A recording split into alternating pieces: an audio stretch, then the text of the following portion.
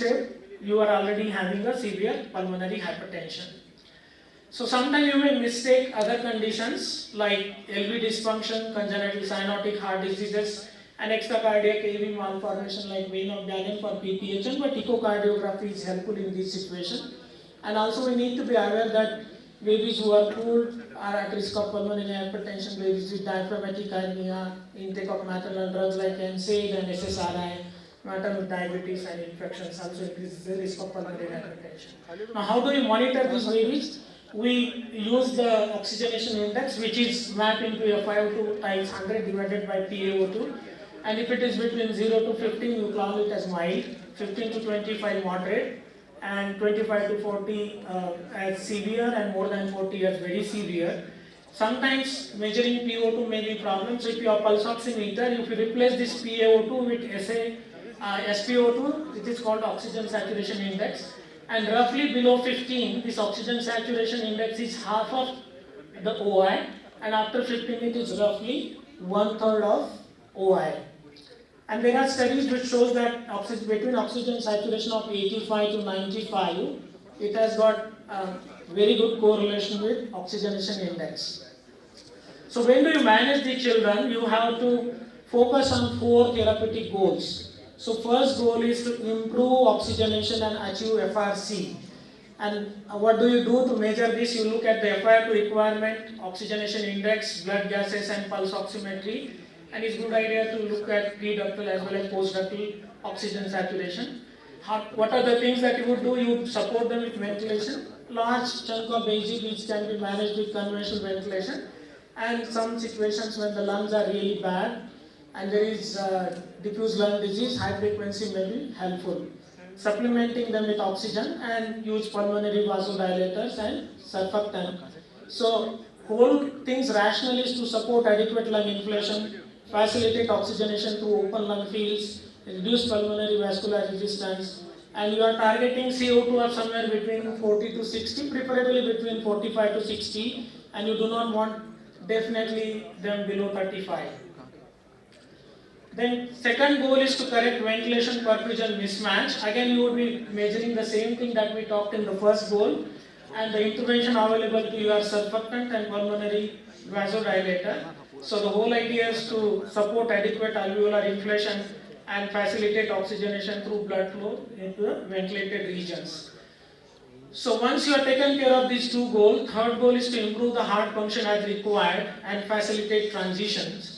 And the most important thing here is going to be your echocardiography. You can look at the cardiac contractility, cardiac output, presence and direction of the shunt, presence of PDA, pulse oximetry is also helpful, pre-ductal, post-ductal, monitoring the heart rate, urine output, forelimb blood pressure, blood gas, lactate, and capillary refill.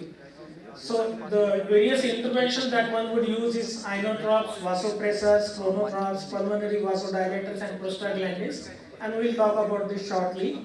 So idea is to support adequate heart rate and contractile function of the heart, facilitate post-transition pressure forms, and optimize the hemodynamics. The fourth goal and most importantly, general supportive care, which you can do in every single baby, maintaining their TPR, BP, urine output, which is extremely important. So generally we say that targeting oxygen saturation, you want to avoid hypoxia. In fact, hyperoxia is not necessarily a good thing in this situation, so don't give uncontrolled oxygen. And the European guideline says that target saturations are 91 to 95. Dr. Lakshminarasimha, Satyen Lakshminarasimha in his book talks about targeting saturation between 90 to 97, but not beyond 97 and not below 90, and that too pre-ductal. And hypoxia is bad, hypoxemia is bad, and hyperoxemia is also bad. So target PO2 should be between 50 to 80, because beyond 80 you are not going to get any extra benefit. So what are the interventions available to you? So one is nitric oxide pathway. So you will use nitric oxide, sildenafil. You have prostacyclin pathway, you can use prostaglandin derivatives and milrinone, and you have bosentan. So nitric oxide, as you know, was called the molecule of the year 1992, and it's a colorless, highly diffusible gas. It directly elicits smooth muscle relaxation and relieves pulmonary hypertension. It is produced endogenously. It diffuses into adjacent smooth muscles. It dilates pulmonary arteries, and it works like endothelial relaxing factor and works through the mechanism of GMP. It's a vasodilator of the choice. It significantly improves oxygenation, reduces the need for extracorporeal support, but it may not work in some 30-40% cases. So systematic review shows that compared to placebo, it decreases the need for DET or ECMO, 35% in INO group versus 54% in the control group. So you start with something what is called as 20-20 rule. You start at 20 part per million when OI is approaching 20, and optimal INO response is defined when PaO2, FiO2 there is rise by 20. Now, if suppose on echocardiography you have evidence of pulmonary hypertension, but your OI is less than 20, say 15 or so, you would still start nitric oxide. And when you want to wean, once the baby is stable for 30 hours, you start weaning. And there you would like to see that before weaning, FiO2 is at least 60% or less, PaO2 is more than 60, and 3-SpO2 are more than 90, what is called a 60-60-90 rule. Surfactant is a good thing to use, especially if you have underlying lung disease. It works better, and RCTs have shown that it reduces the death or ECMO, it reduces the risk of death, and it decreases the need of second dose of surfactant also. Sildenafil, in absence of nitric oxide, is an alternative to use, and it, when compared to placebo, decreasing the mortality. Milrinone is also something that you should use, but if there is associated hypertension, then you should avoid it. And other medications in the list are prostaglandins and inotrop. There is a talk, so I am not going to go into this. Epinephrine, norepinephrine, dopamine, dobutamine, vasopressin, hydrocortisone, bosentan, and extracorporeal support. And here is the quick flow chart, how do you step by step approach the child. So in our case, we mechanically ventilated, gave surfactant, INO and dopamine as inotropic support, and child recovered. So I'll end my talk with key messages. Most important thing is to understand the pathophysiology of pulmonary hypertension and use echocardiography to diagnose, to guide your treatment.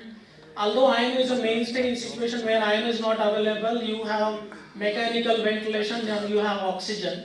And some of you may have sildenafil, that things you can use. Always remember, avoid hypoxia, hyperoxia, alkalosis, hyperventilation.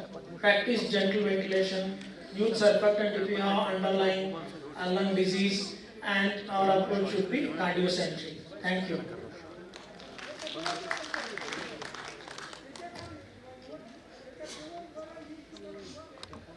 Thank you, Dr. Kabra, for summarizing it very beautifully.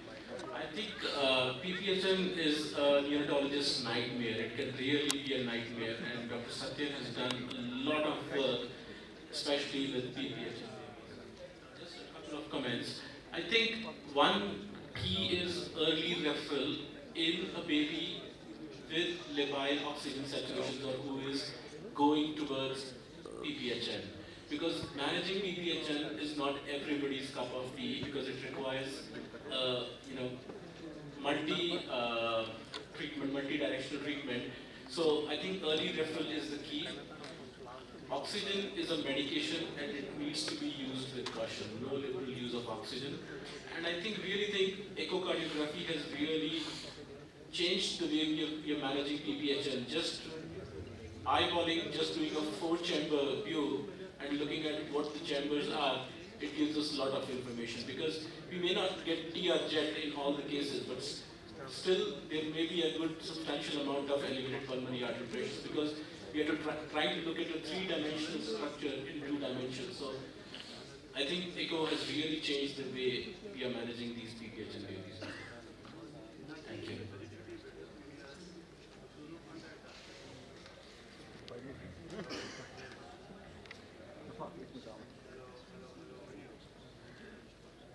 Any questions from the audience?